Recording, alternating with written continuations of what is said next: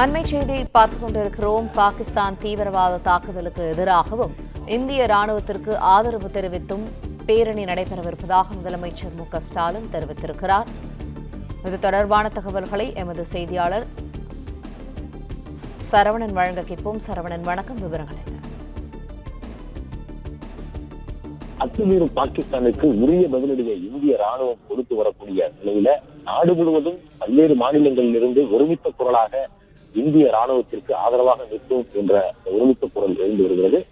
தமிழகத்தினுடைய முதலமைச்சர் மு.க.ஸ்டாலின் தற்போது ஒரு முக்கியமான அறிவிப்பு வெளியிட்டிருக்கிறார். பாகிஸ்தானின் தீவிரவாத தாக்குதலுக்கு எதிராகவும் இந்திய ராணுவத்திற்கு ஆதரவாகவும் ஒரு பேரணியை நடத்தப்படும் என்று தமிழ்நாடு முதலமைச்சர் மு.க.ஸ்டாலின் அறிவித்திருக்கிறார். பாகிஸ்தானின் அத்துமீறலுக்கு தீவிரவாத தாக்குதல்களுக்கும் எதிராக வீரத்துடன் போர் நடத்தி வரும் இந்திய ராணுவத்திற்கு ஒன்றுபட்டு ஒற்றுமையும் ஆதரவையும் வெளிப்படுத்த வேண்டிய தருணம் இது என்று மு.க.ஸ்டாலின் அந்த அறிக்கையிலே குறிப்பிட்டிருக்கிறார். அதனை வெளிப்படுத்தக்கூடிய வகையில ஒரு பேரணியை நாளை மாலை 5 மணிக்கு சென்னையில் அறிவித்திருக்கிறார் முதலமைச்சர் மு.க.ஸ்டாலின்.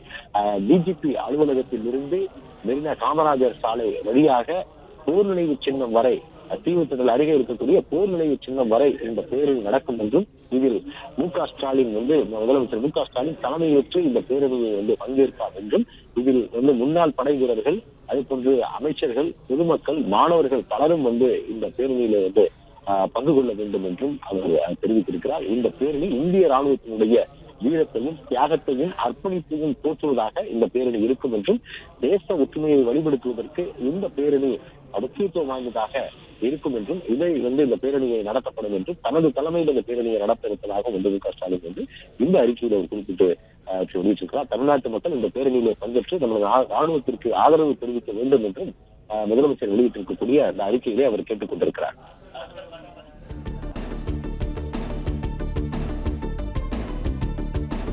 பிளே ஸ்டோர் மற்றும் ஆப் ஸ்டோரில் இருந்து பாலிமர் செயலியை QR கோடு மூலம் பதிவிறக்கம் செய்யுங்கள். செய்திகளை உடனுக்குடன் பெறுங்கள்.